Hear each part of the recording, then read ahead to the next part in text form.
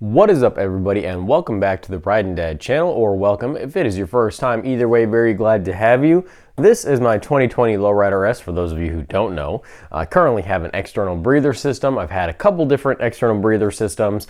You guys should have just recently watched my new air cleaner install, which means I've swapped out my external breather system to be more compatible with that.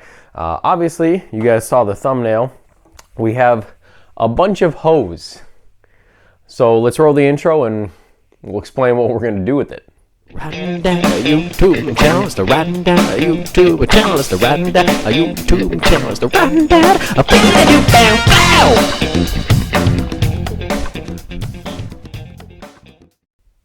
you All right, so most external breather systems will come with whatever hose they recommend. The DK Customs came with a really thick hose, which you guys will see when I show you my current setup. The Trask Assault that I had in the past came with this sort of setup, just a little bit smaller. It's a vacuum line hose, so it's a little stretchy. It's like a silicone hose. It's like a high heat, like a heat resistant hose, however, though. So they'll come with different stuff. I just purchased 20 something feet of this. I will post the exact link, but I believe the outer diameter, I'll post a picture too. I think the outer or the inner diameter 3/8, I can't remember what it is, but it's not as large as the DK Customs hose is, because that's real thick and beefy. It's like a real thick fuel line hose almost. It's not as large as that, but it's also not as small as the Trask. It's one or two sizes up from what the Trask was. I think this is gonna flow enough air. What my goal is, and you guys will see, I'll flip you on the other side, or I'll probably just, as I'm doing this, I will show you the video of the other side, but I have my DK Customs air cleaner with the external breather kit on that side, or on this side, I guess, because you're looking at it now, but basically it's coming through the both head breathers come to the bottom at a T-fitting. The T-fitting pipes the hose through the bottom of the jugs. And then now, obviously, you'll be back to this side. The hose, I should probably move you guys. You guys probably can't see 100% about what I'm talking about, so bear with me. Un momento, por favor.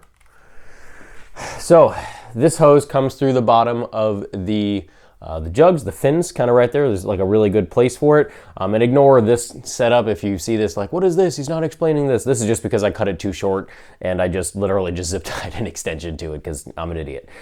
So as you see, there's a little bit of oily gunk, but it just goes down there. It just literally just fits in this kind of nice hole right there, and that's it. A whole bunch of oily gunk over time, especially if I'm riding real high RPMs and stressing the bike out. Oily gunk will go underneath there. I've never had an issue with the rear tire. I can't bend down anymore. You guys have to come back to your original position. Okay, much better for my back. I've never had an issue with, oil getting over the rear tire or anything, especially on curves or whatever. However, I'm debating on two different setups. The first of which, the one we're doing today, with my 20 foot of hose, we're gonna do one hose per breather bolt, one hose per cylinder, and we're gonna route them somehow to the back of the bike, and then we're hanging out of the back bottom of the saddlebags I have. Now this is gonna be unique to me because a lot of guys running the Softail, really a lot of Softails, don't have saddlebags. I do, so this is a option for me. Different guys are running them on just the very back of the swing arm, but it's still right near the tire. Like I said, I've never had an issue with it so far, but it's just one of those kind of peace of mind things, I guess, for me. I don't know. I've had a lot of blow by recently. I really rev the RPMs pretty high, and I'm not worried or concerned. I'm just open to trying different things, I guess. So my concern with this setup is I'm not sure how the turbulence is actually, what the directional flow is back there. If you look at a lot of wind tunnel like flow charts for like cars and stuff, there'll be like, I'm sure there's some sort of technical pattern that some genius is going to correct me on, and I'm going to sound like an idiot, but there's, you know, the wind passes the car, and then at the very back of it, it like swirls back up. That's why a lot of times, like your cars, for whatever reason, trucks aren't really that bad, but like SUVs, like, oh my God, hatchbacks are terrible. The rest of the car looks clean, and the back is just covered in filth. Like that back hatch door is filth, because that wind kind of kicks it all up, and everything flows there, and then kind of gets caught there. So I'm not sure if that's going to be the case. If that is the case, any oily crap that flows out is going to be all over why can't I think of the name of this? What is this? The fender, all over the fender, or the bags, in which case I will let you guys know, and we will not be keeping this setup. The cool thing is the setup that I have, I'm not using anything different with the hoses, I'm just taking them off. So if I switch back, it'll be really quick. I'll literally just take that setup, and that setup takes like 5 seconds to put in. It's just zip tie and through the primary. What I will say, my second option, and this is the only way it can happen is in like a month and a half anyway, so that's why I'm trying this out, because it was like 15, 20 bucks on Amazon, and I saw, I forget who, some stunt rider has like a Road King, and he was talking about his bike, and he did this with his external breather hoses. Granted, it's a different bag setup, but I was like, oh, that's a pretty good idea. Keeps it off any part of the bike, that way the bike doesn't get all gunky and dirty underneath and everything, and so, I don't know, we'll try it. But the second option, like I said, is gonna be from T-Man. Those of you familiar with my build, I have the Checkmate, the Check M8 transmission top cover to vent excessive crankcase pressure on my Softail.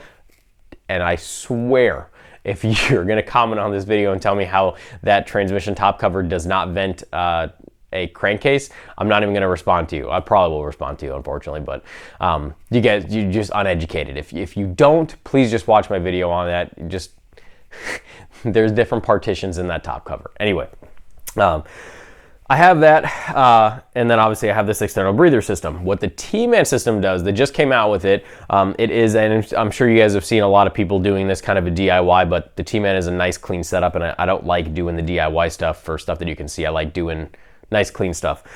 So the T-Man is a transmission top cover with two, I believe they're check valves, maybe not, they're just maybe, I don't know, whatever they are, they're two inlets on the transmission top cover that are directed for the breather hoses, the breather bolt hoses to go into.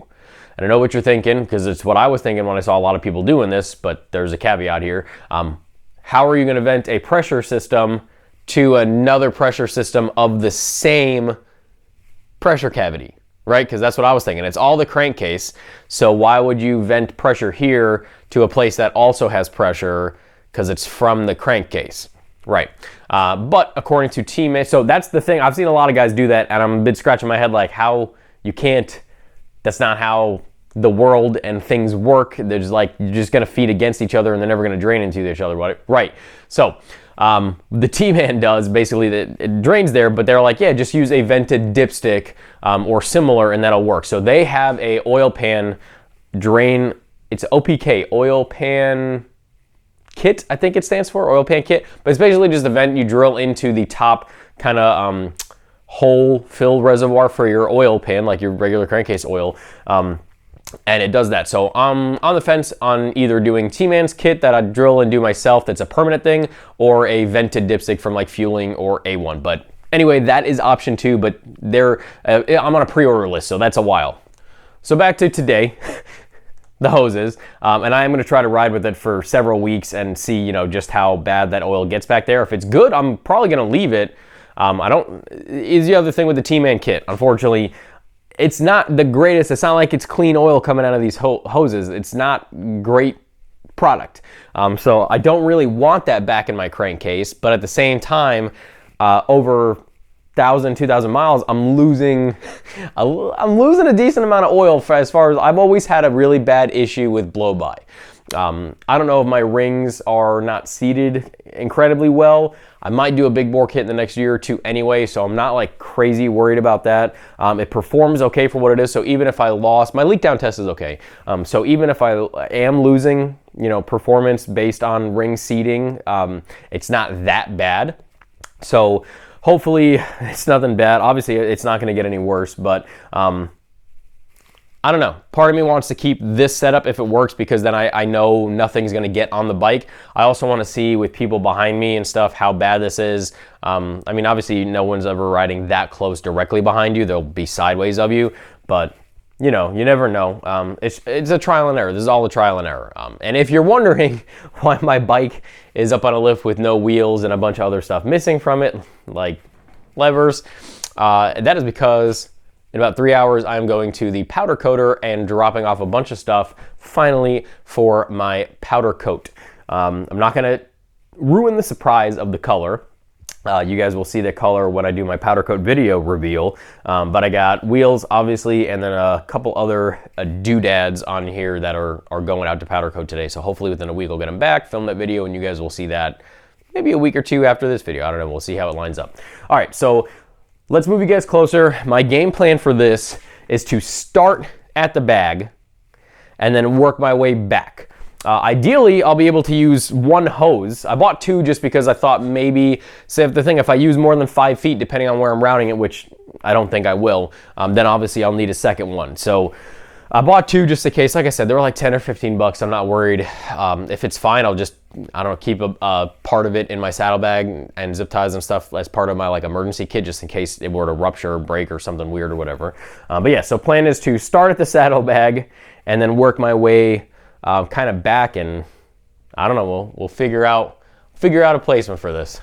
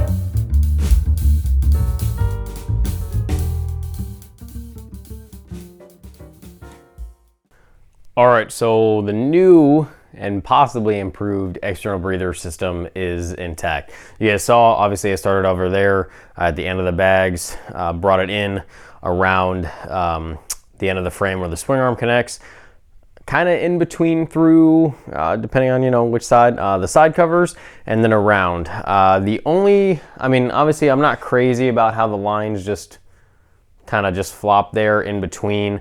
I guess I may be able to route it up and connect it to the swing arm, but then I have to worry about possible movement, obviously, for suspension travel and everything. As it sits right now, nothing will be moving at all. It's all attached to hard points that are not affected by suspension travel. So we'll try it out. The other good thing is that obviously even less oil will come out, less oily mixture, condensation crap will come out of these because it's one per breather and not just one for both breather bolts.